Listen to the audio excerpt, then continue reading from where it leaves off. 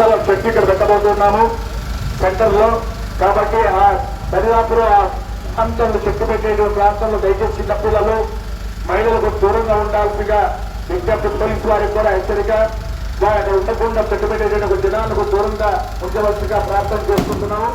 సత్యనారాయణ స్వామి దేవస్థానం గడ్డిబజార్ బాలాదిగురు ఆధ్వర్యంలో మన తెలంగాణలో కూడా ఆంధ్రాలో ప్రత్యేకంగా ఈ సంవత్సరం రాత్రి 12:30 గంటలకు మన గోకుల్ సర్కిల్ నందు రావణాసుర రథ దాదాపు రావణాసుర బొమ్మ 20 అడుగులతో తయారు చేసి వివిధ బాణసంచాలతో దాని సంహరణ కార్యక్రమం అత్యంత వైభవవంతంగా జరగబోతోంది.